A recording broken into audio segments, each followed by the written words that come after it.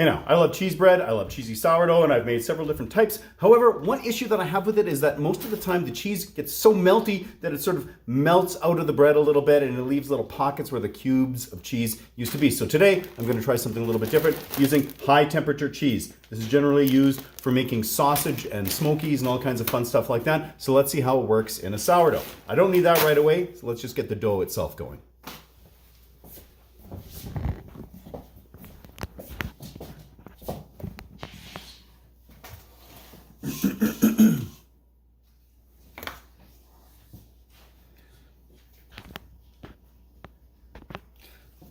For this bread, I'm just going with a really simple white bread recipe. I'm starting off here with 72% hydration. That would be 72% based on the weight of the flour that I'm going to use. So because I'm going with 500 grams of just white, all-purpose, unbleached flour here, this would be 360 grams of filtered water.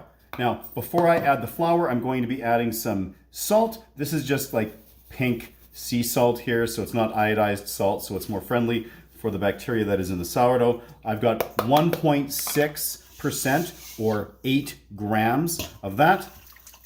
I'm just going to mix it in a little bit here. You can mix this in a little bit later on. I just find that this helps skip that step in a little bit and even more evenly distributes the salt because it's now completely mixed into the water. I'm now going to add my 500 grams of this flour and just spend a minute or two here mixing it all in by hand.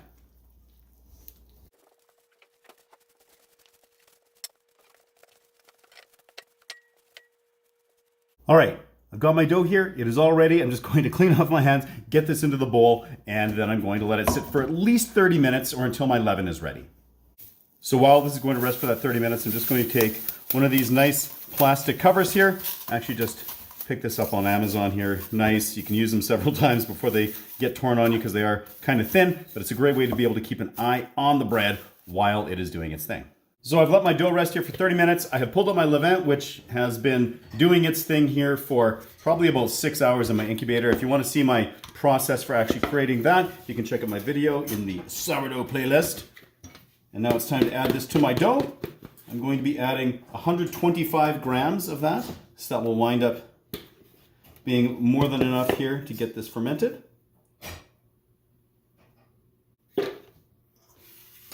All right, there we are. So the 125 grams, so that's 25%. Again, based on that baker's percentage. And I'm going to just, first of all, jam it down here with my fingers to help incorporate. And then just using these little pinch and folds for a couple of minutes, make sure it's thoroughly mixed into that dough.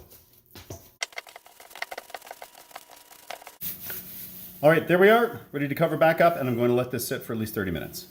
So after that half hour, I'm going to once again just uncover this here. And I'm going to moisten my hands here just with some filtered water that I've got in another bowl.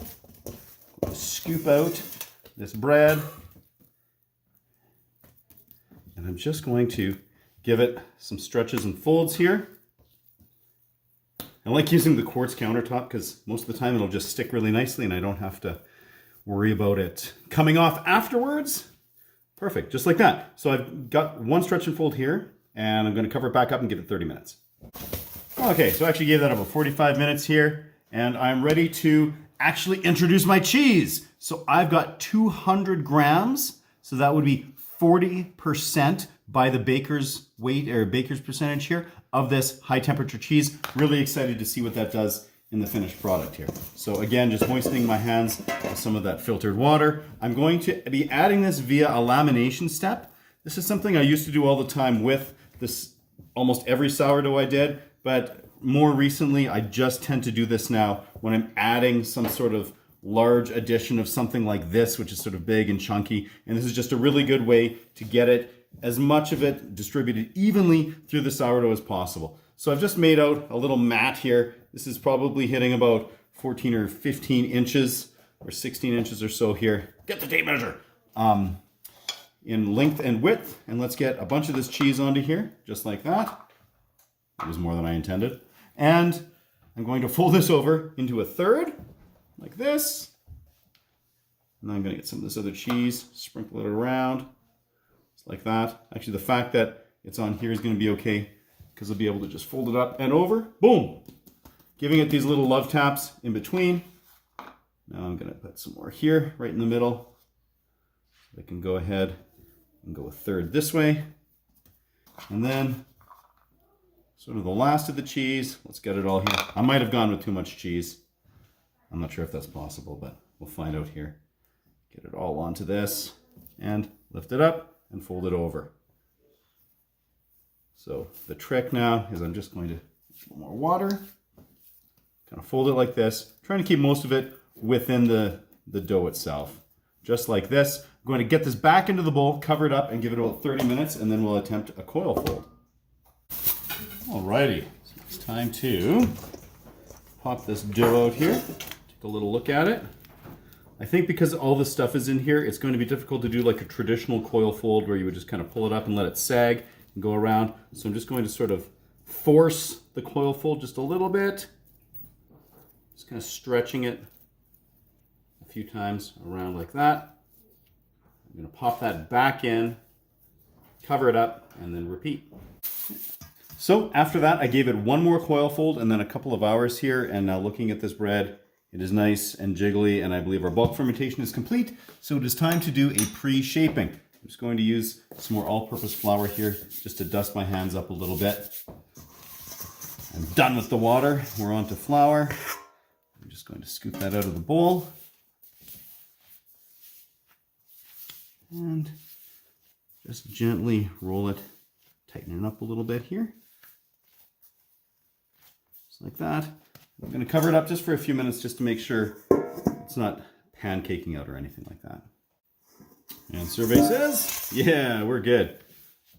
So one of the nice things about having a bread with a bunch of this harder stuff in here, all this nice cheese, is that it really does help it kind of keep its shape. There's a couple little just sort of surface bubbles here, just with the tiniest, thinnest layer of dough there. I'm just going to kind of pop them because they'll just kind of blister a little bit oddly when it goes to cook in the morning. Just going to give this a little bit of some rice flour here and then into my banneton, which I also have coated with rice flour just so nothing sticks. Going to get this covered back up and into the refrigerator for a cold fermentation overnight. Although it's poofy enough, I'm going to add just a little dough here so that so that my plastic doesn't try to stick to it. All right, into the fridge. All right, morning of the bake. I have my combo cooker, cast iron combo cooker in the oven here. It's been preheating at 500 degrees for an hour. We are ready, ready to get this bread scored. Oh, nice. Looking at this, I don't need to bother with any extra rice flour on the top. There we go. It's a little scoring pattern here.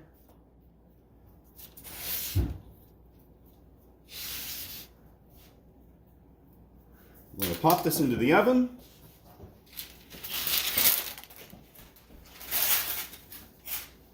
Covering it up.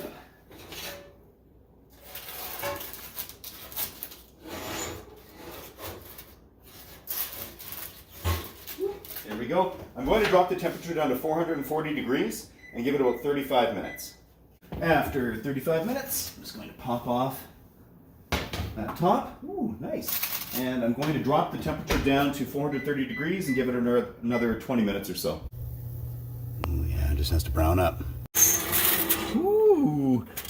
So after 21 minutes in there we go. Looking beautiful. Let's let it cool down.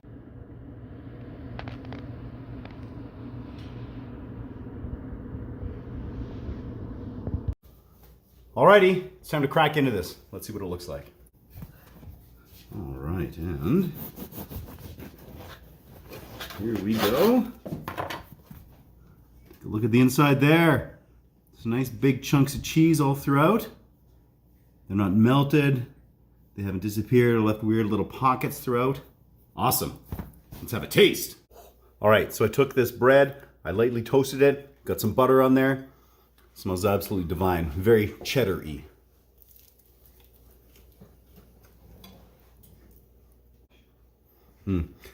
Just the saltiness and the sharpness of that cheddar in here is absolutely amazing. And I love that I just went with a white sourdough here. It's so fresh, moist, soft, chewy, delightful. This would be amazing with scrambled eggs in the morning, some nice cheesy scrambled eggs with some cheesy bread. It'd be great for any sort of sandwiches, really kicking that up. I think grilled cheese, I suggested that around here, I got yelled at, but I think it'd be amazing for that here as well.